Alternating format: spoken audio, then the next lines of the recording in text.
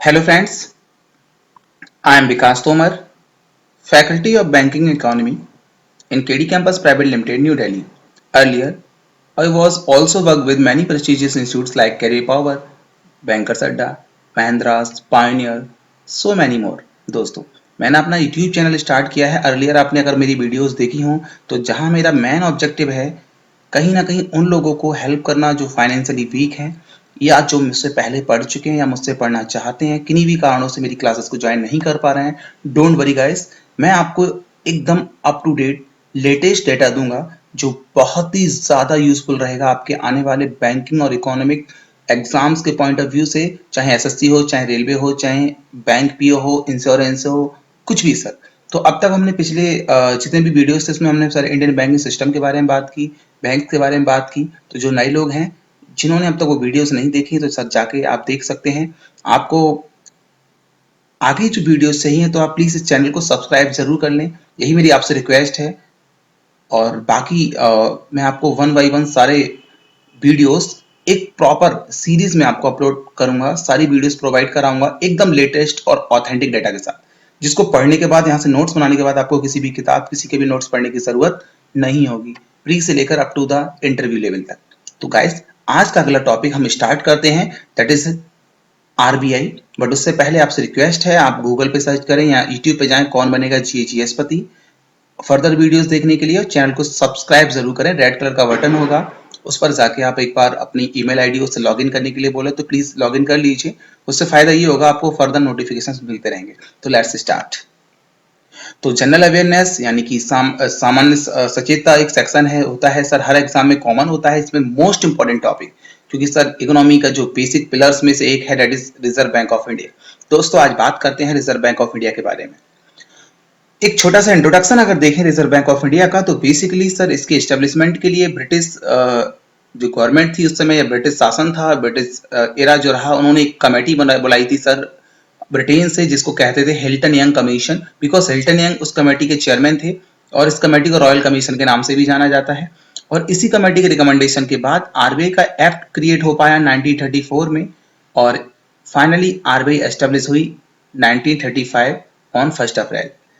और जो आरबीआई का हेड ऑफिस था, इनिशियली जो स्थापना की गई सर कलकत्ता में की गई थी, और जो हेड ऑफिस था परमानेंटली मूव कर दिया गया मुंबई में। ये कुछ छोटा सा इंट्रोडक्शन है, तो आगे देखते हैं कुछ और डिटेल में बातें। तो अगर हम डिटेल में जाएं सर, खासकर बैंक पीओ के इंटरव्यू के लिए या फिर एसएससी रेलवे जैसे एग्जाम, आईएएस वगैरह के एग्जाम में थोड़ा डिटेल में जाएं तो देखते हैं बेसिकली आरबीआई का फंक्शन है। आरबीआई क्या है? Central bank. पिछली वीडियोस में मैंने आप लोग को बताया कि सेंट्रल बैंक का मतलब होता है ऐसा बैंक जिसका काम होता है भारत के अंदर काम करने वाले सारे बैंकों को रेगुलेट करना और कंट्रोल करना। यानी कि बैंकों के लिए रूल एंड रेगुलेशंस क्रिएट करती है आरबीआई, और उन रूल एंड रेगुलेशंस को बैंक को मानना पड़ता है। अगर वो रूल रेगुलेशन फॉलो कर रहे हैं नहीं कर रहे हैं, इस पर क्या करती है आरबीआई? कंट्रोल करती है। और अगर बात करें आरबीआई से पहले आखिर आरबीआई की जरूरत क्यों पड़ी, दोस्तों मैंने आपको पिछली वीडियोस में बताया था 3 प्रेसिडेंसी बैंक थे, बिल्कुल आपको याद होगा, बंगाल, मुंबई और मद्रास। तो अर्लियर वो तीनों बैंक सर एक सेंट्रल बैंक की तरह काम करते थे, और उन्हीं को हमने मर्ज करके 1921 में एक बैंक बनाया था, इंपीरियल बैंक ऑफ इंडिया। और जो इंपीरियल बैंक ऑफ इंडिया था, आरबीआई से पहले ही सेंट्रल बैंक का काम करता था। कहीं ना कहीं थोड़ा सा डिस्प्यूट ये क्रिएट हुआ, जो और कॉमर्शियल बैंक थे उनको ऐसा लगता था कि एक कॉमर्शियल बैंक को ही आपने सेंट्रल बैंक का दर्जा दे रखा है। इंपीरियल बैंक ऑफ इंडिया खुद में एक कॉमर्शियल बैंक था और यही अपनी शर्तें दूसरे बैंकों पे थोपता था। तो जब बहुत ज्यादा इश्यूज क्रिएट हो गए तो गवर्नमेंट ने एक कमेटी बुलाई, अभी जिसके बारे में बात की थी हमने, हिल्टन यंग कमीशन या रॉयल कमीशन। 1926 में वो कमेटी बनाई गई। लेकिन कमेटी ने जब 1927 में अपना बिल पहली बार प्रेजेंट किया, वो बिल फेल हो गया सर। और हिल्टन यंग कमेटी ने वापस से उस बिल पे काम किया, और 6 साल बाद 1933 में फिर से असेंबली में वो बिल पहुंचा सर। काफी डिस्कशन के बाद 1934 में वो बिल हो गया पास, और क्रिएट हो गया आरबीआई का act, that was RBI act 1934। और 1 अप्रैल 1935 को आरबीआई को कर दिया गया सर एस्टेब्लिश्ड। और ये जो कानून है इसने आरबीआई को पावर्स दी हैं, that is statutory powers. Statutory का मतलब है सर ये एक संवैधानिक संस्था है, एक स्वतंत्र संस्था है, ये सरकार की मदद करने के लिए बनाई गई है, लेकिन सरकार की इस पर कोई जोर जबरदस्ती नहीं है। क्लियर है? लेकिन आपको तो ये बात पता ही है कि भारत में एपेक्स कौन है? पार्लियामेंट। पार्लियामेंट चाहे तो इस कानून में भी संशोधन कर सकती है और पार्लियामेंट में भी किसकी मेजोरिटी रहती है? गवर्नमेंट की। खैर, आरबीआई की बात करें तो आरबीआई जब इनिशियली थी तो ऑब्वियसली जब गवर्नमेंट ही नहीं थी तो आरबीआई भी गवर्नमेंट नहीं होगी। बिल्कुल, आरबीआई इनिशियली एक प्राइवेट बॉडी थी, तो सर इसका भी क्या करना पड़ा होगा? नेशनलाइजेशन किया हमने। 1 जनवरी 1949 को हमने नेशनलाइजेशन किया और जो इसकी बेसिक कैपिटल थी 5 करोड़ रुपए थी और इसके जो शेयर्स का अगर डिनोमिनेशन इंटरव्यू में पूछ ले बैंक के तो एक प्रत्येक शेयर जो उसका था 100 रुपए का था और जो फुल्ली पेड अप वैल्यू के थे। और स्टार्टिंग की बात करें तो सर आरबीआई के मैक्सिमम जो शेयर होल्डिंग थी प्राइवेट थी, जो नेशनलाइज किया गया तो सर 5 करोड़ रुपए के साथ नेशनलाइज किया गया था फर्दर।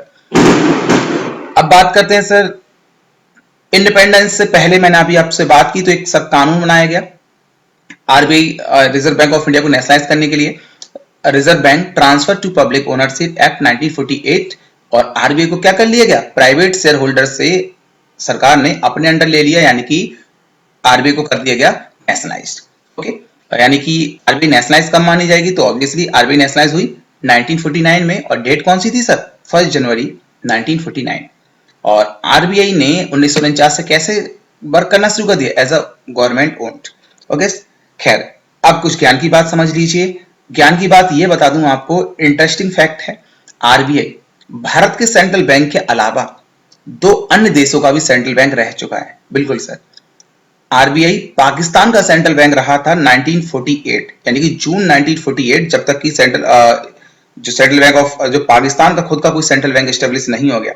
खैर, और उसके बाद भारत उससे 1 साल पहले तक रह चुका था central bank of Burma. Myanmar का भी हमारा जो भारत का बैंक था आरबीआई सेंट्रल बैंक रह चुका था।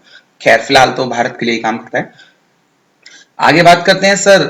अब यहाँ पे कुछ लोगो नजर आ रहा है सर, बड़ा इंटरेस्टिंग है, ये भी आपको नहीं पता होगा फैक्ट। देखिए यहाँ पे जो लोगो नजर आ रहा है, यहाँ पे पीछे पाम ट्री है और यहाँ पे जो है लॉइन दिख रहा है आपको और यहाँ पे कुछ दिख रहा है, पाम ट्री है लेकिन यहाँ पे टाइगर दिख रहा है सर। देख लेते हैं सर। तो यहाँ एक शब्द दिख रहा है आपको, ईस्ट इंडिया कंपनी, और यहाँ क्या है? करंट आरबीआई लोगो। तो दोस्तों, जो आरबीआई का लोगो था इंस्पायर्ड था बेसिकली किससे? ईस्ट इंडिया कंपनी के डबल मोहर कॉन्सेप्ट से। और जो डबल मोहर कॉन्सेप्ट का जो स्केच था, इसमें उस समय लॉइन था और पाम ट्री था और जो धीरे धीरे उस समय सबसे बेस्ट माना गया, लेकिन आने वाले समय में यानी कि 1935 में इस लाइन को रिप्लेस कर दिया गया किसके साथ? टाइगर के साथ, है ना। तो अब आरबीआई का अगर लोगो पूछे तो सर आरबीआई के लोगो में पाम ट्री है और पाम ट्री के सामने कौन है सर? टाइगर है। ओके, अगर बात करें इट वाज फॉर्मल ऑन 1 अप्रैल 1935, तो मैंने ये बात पहले ही बता चुके हैं सर, ये 1935 में बनी थी प्राइवेट एंटिटी के साथ और नेशनलाइजेशन कब हुआ? 1949 में। ये इसलिए है, इंपॉर्टेंट है, इसलिए मैंने दोबारा डाला है, रिवाइज कर लीजिए, आप कहीं ये पॉइंट मिस ना कर गए हो। तो ये दोनों पॉइंट बहुत इंपॉर्टेंट है। और एक बड़ी बात, जहां गवर्नमेंट ऑफ इंडिया का फाइनेंशियल ईयर आपने सुना होगा 1 अप्रैल से शुरू होता है, 31 मार्च तक रहता है, लेकिन सर आरबीआई का फाइनेंशियल पर क्वेश्चन पूछा जाए तो याद रखना इस चीज को, आरबीआई का फाइनेंशियल ईयर 1 जुलाई से शुरू होता है, 30 जून तक चलता है। Most important thing. अब हिल्टन यंग कमीशन के बारे में थोड़ा और देख लेते हैं। तो मैं आपको पहले ही इंट्रोडक्शन में बता चुका, हिल्टन यंग कमीशन जो बनाई गई थी, commission Indian currency and finance, also known as the Hilton Young commission. तो इसमें बारे में पहले बता चुका हूँ। हाँ, बैंकिंग इंटरव्यूज के लिए बहुत इंपॉर्टेंट बात है, हो सकता है इस पूरी कमेटी का नाम पूछ रहे, तो क्या कहोगे सर? कमेटी का नाम क्या था? Royal commission on Indian currency and finance. Okay, इसी को हिल्टन यंग कमीशन कहते हैं क्योंकि जो चेयरमैन था उसका नाम क्या था? Hilton young. ये रिपोर्ट दिखाई दे रही होगी आपको, ये जो रिपोर्ट थी आरबीआई के एस्टेब्लिशमेंट के लिए प्रस्तुत की गई अंग्रेजों के जमाने में, तो स्पेशली आपके लिए ये दिखाने के लिए यहाँ पे पब्लिश की गई है। आगे चलते हैं सर। तो फिर वही बात, in which year banking regulation act pass. तो सर मैंने आपको बताया 1949 में जब आरबीआई नेशनलाइज की गई तो एक कानून बनाया गया सर, कौन सा? Banking regulation act. ठीक है, तो ये नेशनलाइजेशन के बाद बेसिकली अगर इस कानून की बात करें तो ये बेसिकली बैंकिंग कंपनीज एक्ट नाम था इसका 1949 में। इस बात को समझ लीजिए, बैंकिंग इंटरव्यूज के लिए बहुत इंपॉर्टेंट है। समझ में आ रही है बात? आजादी के बाद जब हमने इसको नेशनलाइज किया तो सर एक कानून बनाया गया, क्या? Banking companies act 1949। और इस एक्ट को बाद में बदल के अमेंडमेंट करने के बाद इसको नाम क्या रख दिया? Banking regulation act 1949। अब आपसे पूछ सकता है बताइए कि जो अमेंडमेंट हुआ कब हुआ?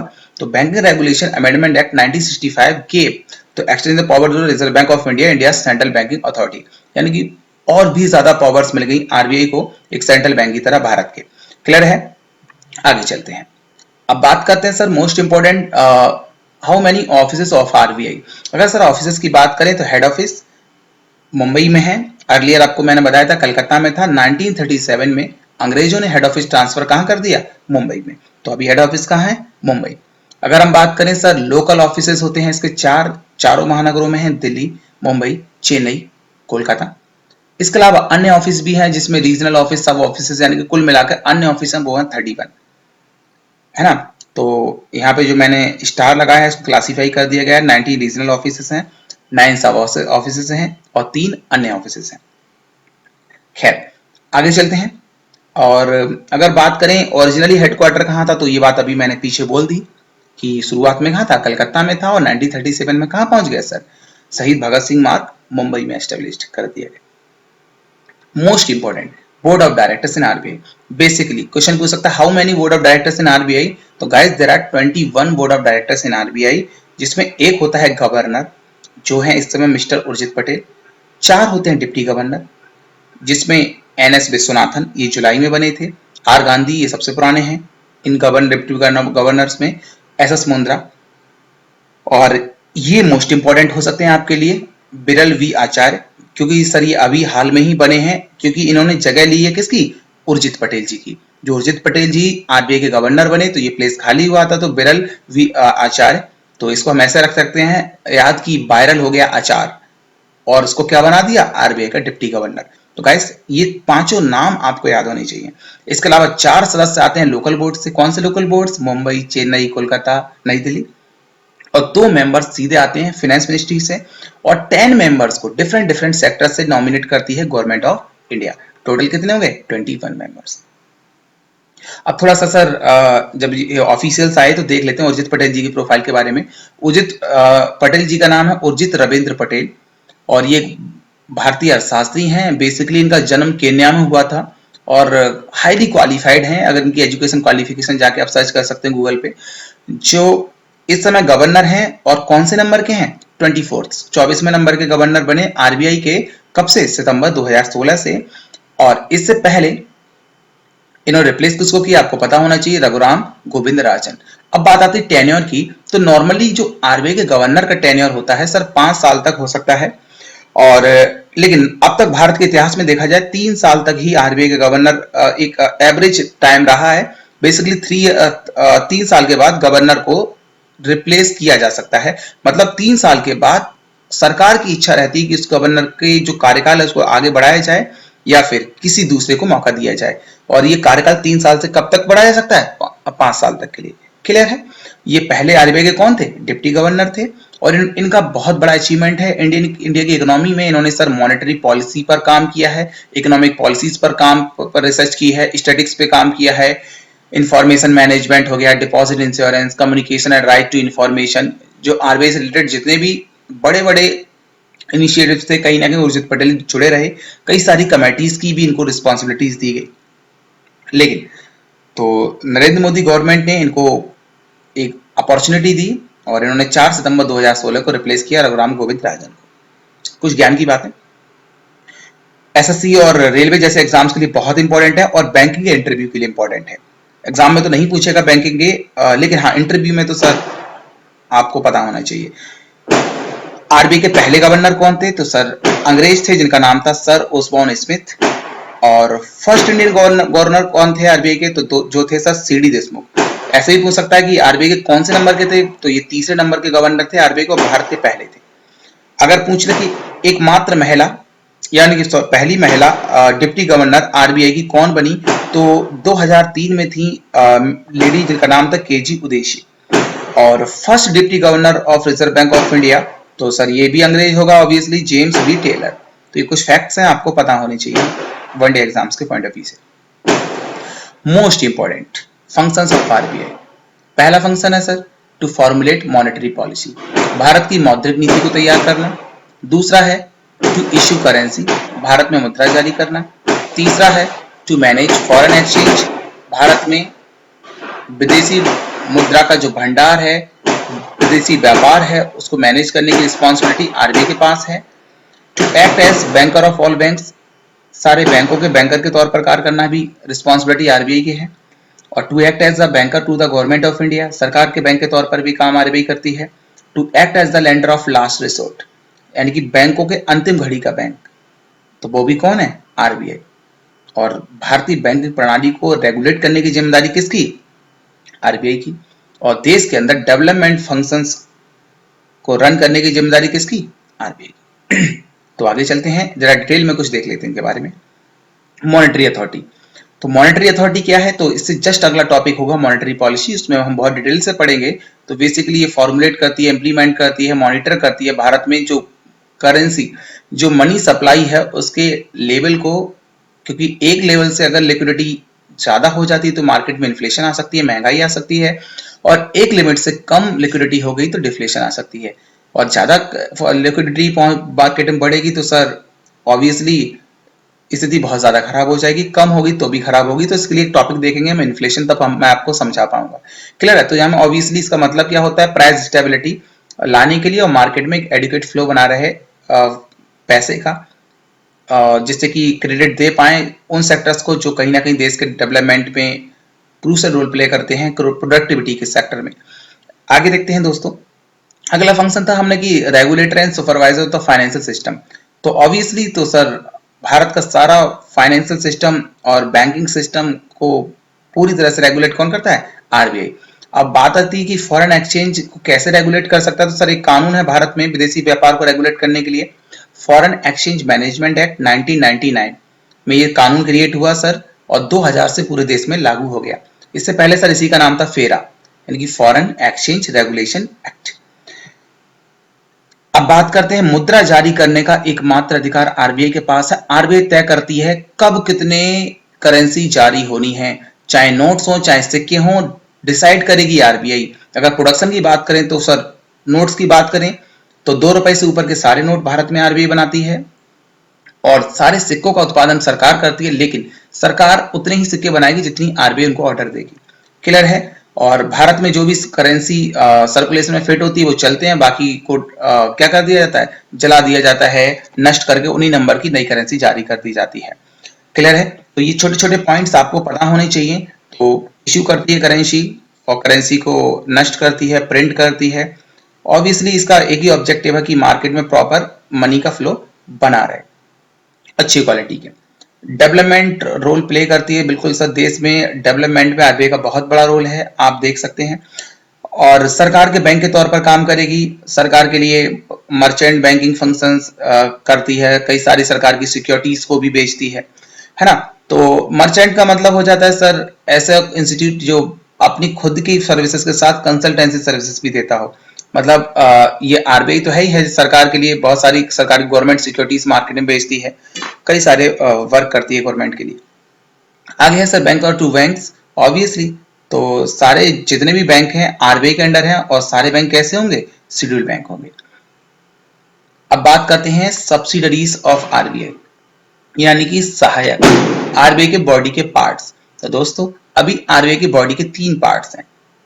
आप कहीं नाबार्ड भी पढ़ेंगे तो नाबार्ड सर एक अलग स्टेटस दे रखा है आरबीआई ने नाबार्ड को, that is working like a development bank. तो 3 पार्ट्स हैं आरबीआई की, 3 सब्सिडरी हैं। पहला है DICGC, deposit insurance and credit guarantee corporation.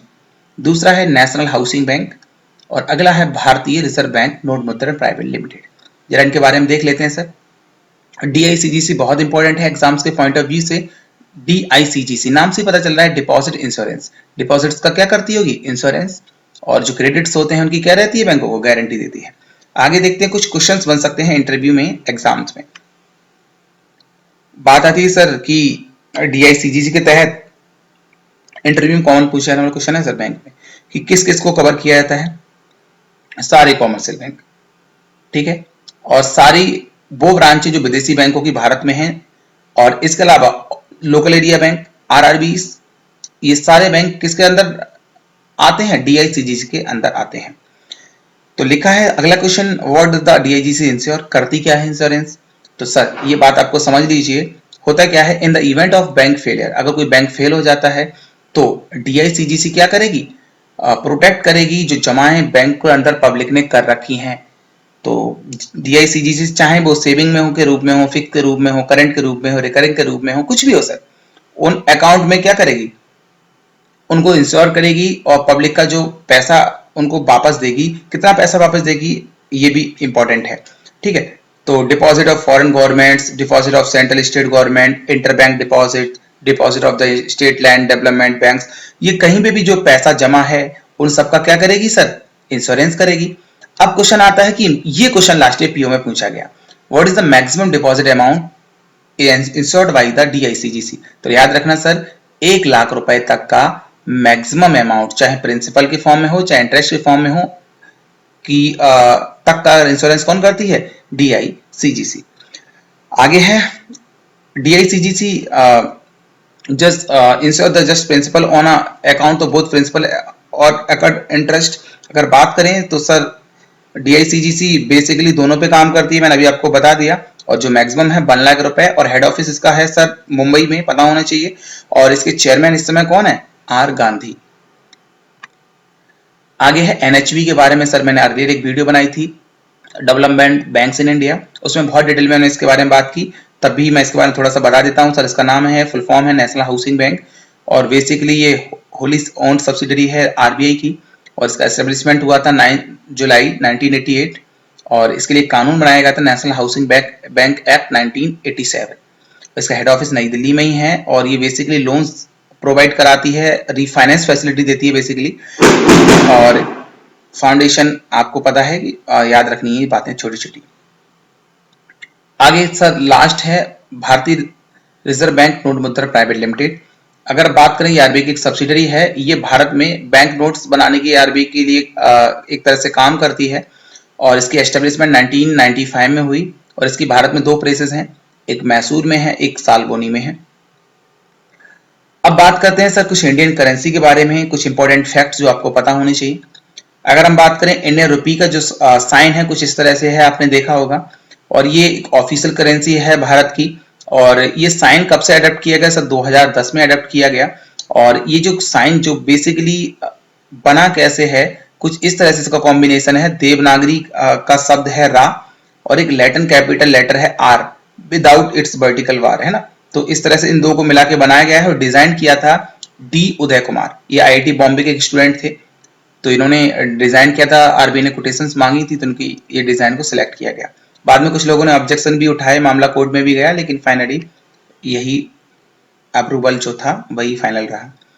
और अगर बात करें सर, जो नए सिंबल के साथ करेंसी कब छपी, ये भी इंपॉर्टेंट है, 8 जुलाई 2011, ठीक है। डेप्ट तो 2010 में कर लिया गया था, बीच में कुछ प्रॉब्लम्स हुई, मैंने आपको बताया। अगर बात करें भारत में, तो सर हिस्ट्री बहुत पुरानी है, अगर आप एंशिएंट मिडेवल में जाओगे तो काफी चीजें हैं, फिर तो वर्ल्ड में भी देखना पड़ेगा कैसे शुरू हुई। पहले प्रीशियस मेटल चलते थे बेसिकली, वाटर सिस्टम से पहले। खैर, अगर बात करें भारत में, जो रुपी जो शब्द है, सिल्वर कॉइन बनाया जिसका नाम दिया रुपया, और ये एक शासक था सुल्तान शेरशाह सूरी, और ये 16वीं सेंचुरी, मॉडर्न एरा से थोड़ी पहले की बात है, 16वीं सेंचुरी में इसको आगे बढ़ाया किसने, मुगल्स ने। तो खैर ये SSC जैसे एग्जाम से पूछा गया, भारत में रुपया का चलन किसने प्रारंभ किया, तो आंसर होता है शेरशाह सूरी। आगे बात करते हैं दोस्तों, अब ये एक बहुत बड़ा स्टेप लिया गवर्नमेंट ऑफ इंडिया ने, 8 नवंबर 2016 को 500,000 रुपए के बैंक नोट को क्या कर दिया गया, बंद कर दिया गया। They are no more legal tender. ये जरूरी था करना, क्योंकि सर मार्केट में जो ब्लैक मनी थी सर, उसको हटाने के लिए कहीं ना कहीं देश में जो फेक करेंसी के थ्रू भारत में आतंकवाद को बढ़ावा था दिया जा रहा था, पाकिस्तान द्वारा सारी चीजें स्पॉन्सर कराई जा रही थी, और कहीं ना कहीं करप्शन भी काफी हद तक कंट्रोल करने के लिए स्टेप लेना जरूरी था। इनिशियली प्रॉब्लम्स हुई लोगों को, लेकिन सर इसके लॉन्ग टर्म बहुत बेनिफिट होने वाले इकोनॉमी में, चाहे जॉब्स क्रिएशन की बात कर लें, चाहे इकोनॉमी स्टेबिलिटी की बात कर लें। तो दोस्तों फिर नए नोट डिजाइन किए गए 500, 2000 के, और जो सर्कुलेशन में जारी हो गए हैं 10 नवंबर 2016 से। और अगर बात करें सर, जल्द ही भारत में नए नोट आने की पॉसिबिलिटी है, जो डिनोमिनेशन होगी 1000, 100 और 50 रुपए के नए नोट्स आएंगे। खैर वेट करना पड़ेगा तब तक। तो अब बात होती है डीमोनेटाइजेशन का मतलब क्या होता है, विमुद्रीकरण। जब किसी बाजार में, जब किसी इकोनॉमी में ब्लैक मनी एक लेवल को एक्सेस कर जाती है जहां सारी गवर्नमेंट पॉलिसीज फेल होना शुरू हो जाती हैं। तो गवर्नमेंट और आरबीआई की जब नीतियां फेल होना शुरू हो जाएं तो सर गवर्नमेंट के पास कोई ऑप्शन नहीं बचता है, वो चलन में पुरानी मुद्रा को बंद कर देती है, जिससे जो ब्लैक मनी होल्डर होते हैं वो पुरानी मुद्रा को नई मुद्रा में बदलने का साहस नहीं कर पाते हैं। It's called demonetisation. ऐसा नहीं है पहली बार भारत में डिमोनेटाइजेशन हुआ है दोस्तों, पहले भारत में 5,000 10,000 के नोट चलते थे और ये पहली बार जारी हुए 1938 में। फिर इनको सर बंद कर दिया गया 1944-45 के समय, और 1954 में फिर इंट्रोड्यूस किया गया। और जब जनता पार्टी और इंदिरा जी का बहुत ज्यादा, आपने हिस्ट्री में देखेंगे आपस में बहुत मतभेद क्रिएट हो गई, जनता पार्टी क्रिएट हो गई, सरकार को हरा भी दिया चुनाव में। तो इसी समय 1978 में यह 500, 1000, 5,000 और 10,000 के नोट वापस ले लिए गए। उसके बाद से भारत में कोई नए नोट नहीं छापे गए हैं। बेसिकली आरबीआई के पास अधिकार है आरबीआई एक्ट 1934 के तहत कि भारत में अधिकतम 10,000 तक के नोट छापे जा सकते हैं। अब करेंसी इशू करने की बात करें तो भारत में आरबीआई के लिए, आरबीआई ने अगर नोट्स की प्रिंटिंग की बात करें तो बेसिकली भारत में दो बॉडीज काफी हद तक हैं। एक बॉडी है security printing and minting corporation of India limited. तो दोस्तों ये 2006 में बनाई गई आरबीआई के द्वारा। स्पेशली इसको का फंक्शन क्या है, इसका फंक्शन है ये भारत में bank notes, coins, non judicial stamp papers, postage stamps and other government documents बनाने का काम करती है। और ये पूरी तरह से गवर्नमेंट ऑफ इंडिया के ओन्ड एक कंपनी है। और अगर इसकी बात करें, इसने प्रेसेस स्टैब्लिश कर रखी है नासिक में, जो महाराष्ट्र में पड़ता है, देवास जो मध्य प्रदेश में पड़ता है। इसके अलावा बीआरबीएन एमपीएल अभी बात की थी, आरबीआई की सब्सिडरी है, इसने भी प्रिंटिंग प्रेसेस एस्टेब्लिश कर रखी है। मैसूर जो कर्नाटक में पड़ता है, सालबोनी जो पश्चिम बंगाल में पड़ता है। और इसके अलावा तो भारत में 4 प्रिंटिंग प्रेस है जहां पे नोट बनते हैं, और इसके अलावा 4 मिंट्स भी हैं जहां पे क्या बनते हैं, सिक्के। तो थोड़ा आगे मैं आपको दिखाता हूं सबके बारे में। तो नोट्स के बारे में कुछ इंपॉर्टेंट बातें। तो अभी अगर बात करें सर्कुलेशन में, तो भारत में मिनिमम जो डिनोमिनेशन है 1 रुपए का नोट है। और सर ये 2014-15 में बंद भी कर दिया गया, बिकॉज इसकी प्रिंटिंग का ही खर्चा 1 रुपया 14 पैसा आ रहा था, लेकिन सरकार ने अब इसको दोबारा से चालू कर दिया लास्ट ईयर। खैर आपको पता होना चाहिए, तो इसकी वैल्यू 1 रुपया है। तो इसकी डिनोमिनेशन कुछ इस तरह से होती है 97 × 63 mm, और इसका जो कलर होता है ब्लू कलर का ही है अभी। और ये अगर बात करें इसके ऊपर डिस्क्रिप्शन में मैंने आपको चीजें दिखाने की कोशिश की है, आरबीआई की वेबसाइट से मुझे कुछ आंकड़े मिले तो मैंने सोचा आपको ये डिस्कस कर दिए जाएं, इंपॉर्टेंट है। और यहाँ पे भी जो वाटर मार्क है तो अशोक चक्र है, अशोक का पिलर है इसके अंदर। और ये कुछ सागर सम्राट ऑयल रिग जो इसमें दिख रहा है आपको। और इसके सर्कुलेशन लिमिटेड ही है, ऐसा नहीं है बहुत ज्यादा है, मार्केट में बहुत ही लिमिटेड बचे हैं ये नोट। और 2 रुपए की बात करें तो सर ये बिल्कुल बंद ही कर दिया गया भारत में। 5 रुपए के नए नोट भी भारत में नहीं बनते हैं, ये बात देख लीजिए। 2 रुपए तो आपको डिनोमिनेशन में अब तो मिलेंगे ही नहीं, लगभग खत्म से ही हो गए। तो ये भी है, इसका कलर ग्रीन होता है सर, इसमें ट्रैक्टर छपा हुआ होता है, ये भी कई बार पूछ लेते हैं पेपर में। और इसका भी डिनोमिनेशन आपको बहुत लिमिटेड दिखाई देगा इकोनॉमी में। 10 रुपए के नोट की बात करें सर, ऑरेंज वायलेट होता है सर, इस पे आपको कुछ साइन दिखते हैं एलिफेंट टाइप का, टाइगर, ये आपको मिला जुला आपको लोगो मिल जाएगा। और ये कब से चल रहा है देखिए सर, आप देखिए 1994 में चला था 1 रुपए का नोट, 2015 में फिर से चलाया गया, 2002 फिर 2009 में प्रिंट हुए, 1996 2006। तो ये काफी बड़े लेवल पे आपको देखने को मिलेंगे। 20 रुपए की बात करें, रेड ऑरेंज है सर इसमें, तो इसमें कुछ इस तरह से पोर्ट ब्लेयर का फोटो नजर आएगा आपको पीछे। और 50 रुपए का नोट है, तो ये सर जितने भी हैं इसमें सारा महात्मा गांधी सीरीज के ही नोट हैं। इसमें सब में गांधी जी का फोटो होता है, केवल 1 रुपए के नोट से छोड़कर। ये बात बहुत ही इंपॉर्टेंट है सर, है ना। पार्लियामेंट का फोटो किसमें है, हिमालय माउंटेन्स किसमें है, रेड फोर्ट किसमें है ना। तो ये नए वाले नोट्स तो बहुत इंपॉर्टेंट होगा सर। एक में तो मंगलयान है 2000 वाले में, और 500 वाले में सर रेड फोर्ट का फोटो आपको नजर आएगा। ये दोनों ही 2016 में जारी हुए हैं, और कलर भी थोड़ा थोड़ा अलग अलग है इनका, देख लेंगे आप। अब इंपॉर्टेंट ये होता है कि सर भारत में अगर बात करें तो बेसिकली सिक्योरिटी प्रिंटिंग, अगर बात करें security printing minting corporation of India basically 9 units को देखती है, जिसमें से मैंने आपको बताया 4 जगह भारत में सिक्के बनते हैं जिनको मिंट्स बोलते हैं। मुंबई में है, महाराष्ट्र में पड़ता है ये, कोलकाता वेस्ट बंगाल, आंध्र प्रदेश, वो सॉरी हैदराबाद तेलंगाना, नोएडा उत्तर प्रदेश। 4 जगह सिक्के बनते हैं, आपको पता होना चाहिए। 4 जगह नोट्स बनते हैं, नासिक, देवास, मैसूर, सालबोनी। क्लियर है। एक आपको ज्ञान की बात पता होना चाहिए, भारत में गवर्नमेंट ऑफ इंडिया सारे सिक्कों का उत्पादन करती है और 1 रुपए का नोट का उत्पादन करती है। क्लियर है। और 2 रुपए से ऊपर के सारे note reserve Bank of India बनाता है। और अगर बात करें, मैं इसको आपको पहले ही बता चुका, आरबीआई के पास अधिकार है आरबीआई एक्ट 1934 के अकॉर्डिंग कि वो 5,000 10,000 के नोट भी छाप सकती है। दोस्तों, 1 रुपए का नोट जब आरबीआई जारी नहीं करती तो जारी कौन करता है sir? Finance ministry, government of India की फाइनेंस मिनिस्ट्री। और सिग्नेचर बहुत इंपॉर्टेंट है क्योंकि नोट्स पे ही हमेशा सिग्नेचर होते हैं, सिक्कों पर सिग्नेचर नहीं होते, वहां पे मार्क होते हैं, वो मैं आगे आपको डिफाइन करूंगा। 1 रुपए के नोट पर सिग्नेचर होते हैं सर फाइनेंस सेक्रेटरी, वित्त सचिव के, जो इस समय है कौन है सर? अशोक लावासा। बिल्कुल, इससे पहले रतन पी वतल थे, उनको प्रमोट करके सोशल प्रिंसिपल एडवाइजर बना दिया गया सोशल सेक्टर का नीति आयोग में, तो इस समय है अशोक लावासा। ओके, और बाकी 2 रुपए से ऊपर के जितने भी नोट्स होंगे सब पे सिग्नेचर किसके होंगे? Governor of RBI. कुछ और फैक्ट्स जानते हैं सिक्कों के बारे में। तो भारत में कानून है सर द कॉइनेज एक्ट 1906। इस अधिनियम के अंतर्गत भारत सरकार को जिम्मेदारी दी गई है उत्पादन करने की सिक्कों की, और जो सप्लाई और डिस्ट्रीब्यूशन करेगी वो सर आरबीआई करेगी, ये बात आपको पता होना चाहिए। और आरबीआई एनुअल इनको टारगेट देती है प्रोडक्शन सरकार को करने की। और हाँ, सरकार को आरबीआई के पास अधिकार है वो देश में 1,000 रुपए तक का अधिकतम सिक्का जारी करा सकती है। अगर नॉर्मली देखें तो सर सर्कुलेशन में 50 पैसा, 1 रुपया, 2 रुपया, 5 रुपया, 10 रुपए के सिक्के आपको देखने को मिल जाएंगे। ये मत सोचना 50 पैसे का सिक्का बंद हो गया, नहीं सर, आरबीआई की तरफ से ये अभी भी लीगल टेंडर है, आप आपके पास हैं तो बैंक में जाके जमा कर सकते हैं। लेकिन हाँ, देखने को नहीं मिलेगा। बेसिकली प्रीशियस मेटल्स के बनते थे, लोगों ने पिघला पिघला के सब मार्केट से गायब कर दिए। खैर, अभी भी आपको इंडिया के कुछ पार्ट्स में देखने को मिल सकते हैं। बात करें 50 पैसे तक के जो सिक्के को कहा जाता था स्मॉल कॉइन्स, और 1 रुपए उससे ऊपर के सारे सिक्कों को कहा जाता है रुपी कॉइन्स। ये कुछ टर्म्स होते हैं, इंटरव्यू में पूछ ले जाते हैं। अब बात करते हैं सर एक बहुत इंपॉर्टेंट बात, इंटरव्यू में जाके ये पूछ लेता है कि बताइए भारत में अधिकतम कितने रुपए तक का सिक्का जारी हो चुका। तो कैंडिडेट नॉर्मली आंसर देता है 10 रुपीज का, वो आंसर गलत हो जाता है। तो सर एक कॉन्सेप्ट है कॉमोमोरेटिव कॉइन्स। कौन से? कॉमोमोरेटिव कॉइन्स। कॉमोमोरेटिव कॉइन्स क्या होते हैं?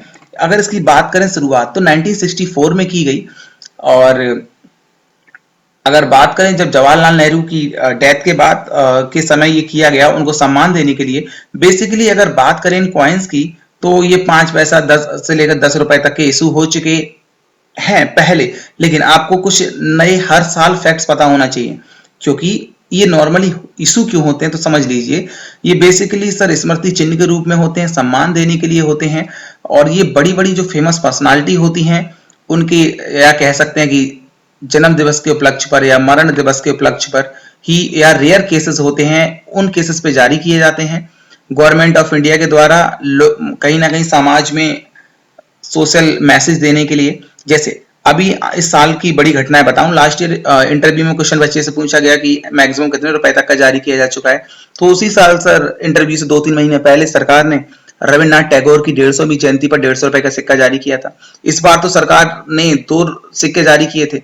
जो भारत के टूरिज्म मिनिस्टर हैं महेश शर्मा जी, उन्होंने 2 नोटों को इनॉर्गेट किया, सिक्कों को, माफ कीजिएगा। एक सिक्का था सर 100 रुपए का सिक्का महाराणा प्रताप की जन्म दिवस के उपलक्ष्य में, और 200 रुपए का सिक्का जारी किया गया था तात्या टोपे के शहीद दिवस के उपलक्ष्य में। तो सर ये आपको करंट अफेयर के कुछ क्वेश्चन होते हैं, आपको पता होना चाहिए। लेकिन हाँ, सर्कुलेशन में 10 रुपए तक का है और जारी 200 रुपए तक का सिक्का हो चुका है, ये पता होना चाहिए। अब कुछ मार्क्स की मैंने आपसे कहा था कमिटमेंट मार्क्स बताऊंगा। तो सर कलकत्ता में जो सिक्के बनते हैं तो यहां ध्यान देंगे, आइदर नो मिंट मार्क, उस पर कोई खास मिंट का मार्क नहीं होता है। और जो कॉइन की डेट ऑफ कॉइन जो आप देखोगे वहां पे सी नजर आता है, जैसे 6 o'clock की जो पोजीशन होती है जो ब्रिटिश इंडिया कॉइन से उनमें देखने को मिलेगा आपको। मुंबई में क्या होता है, डायमंड छपा होता है सर, डायमंड का मार्क होता है। हैदराबाद में स्पिल डायमंड और डॉट टाइप का होता है, बिंदी होती है, 5 pointed star under the date of coin. और नोएडा की बात करें, अ स्मॉल और thick dot under the date of the coin. ठीक है, तो डेट वाला सेक्शन होता है, तो वहां पे आप देख सकते हैं। कोलकाता में क्या होता है, कोई खास मिंट मार्क नहीं होता है। मुंबई में क्या होता है, डायमंड होता है। हैदराबाद में तो भाई ये स्प्लिट करता हुआ डायमंड नजर आएगा, और नोएडा में एक छोटा सा टिक टाइप का नजर आता है। दोस्तों, उम्मीद करता हूं आपको आरबीआई के बारे में कई सारी अमेजिंग फैक्ट्स पता चले होंगे, और आरबीआई के बारे में सर एग्जाम ओरिएंटेड डाटा है सर, प्लीज इसको नोट कर लीजिए आपके फ्यूचर में आने वाले हर एग्जाम में सर रामबाण की तरह काम करेगा। और फर्दर अगर वीडियोस चाहते हैं तो प्लीज चैनल को सब्सक्राइब जरूर करें। और हाँ, मुझसे जुड़े रहना चाहते हैं करंट की सारी अपडेट्स के लिए, करंट अफेयर्स की मैगजीन्स के लिए, करंट अफेयर्स के नोट्स के लिए, कुछ भी आपको चाहिए, मुझसे कांटेक्ट करना चाहते हैं तो सर मेरे पेज को फेसबुक पर लाइक कर सकते हैं। सर्च करेंगे कौन बनेगा जीए पति, और वहां पे एक पेज आएगा कौन बनेगा जीए पति आहा फुल स्टाइल से। दोस्तों, उम्मीद करता हूं सर वीडियो देखने के बाद आपके कुछ सजेशंस होंगे, कमेंट कर सकते हैं, क्वेश्चन पूछ सकते हैं, और ये सीरीज आगे कंटिन्यू रहेगी। Thank you so much for watching the video. और आपसे रिक्वेस्ट है, प्लीज YouTube के नीचे यहाँ पे शेयर का बटन आता है, तो आप इसको शेयर कर सकते हैं, अपनी फेसबुक वॉल पे शेयर कर सकते हैं, व्हाट्सएप पे शेयर कर सकते हैं, अपने दोस्तों को भी शेयर कर सकते हैं। सर इससे क्या मिलेगा? मोटिवेशन मिलेगा। कहीं ना कहीं सर यहाँ I am not working for the money, it's my passion, but कहीं ना कहीं सर मुझको एप्रिसिएशन हर किसी को अच्छा लगता है। समझ में आ रही है ना बात? आपको कॉम्प्लीमेंट सभी को चाहिए, तो आप मेरी मदद करेंगे, मैं आपको और ज्यादा से ज्यादा मेहनत करके अच्छे से अच्छे वीडियोस आपको प्रोवाइड कराता रहूंगा। Thank you guys, till then thank you. सावधान रहें, सुरक्षित रहें, ऑल द बेस्ट।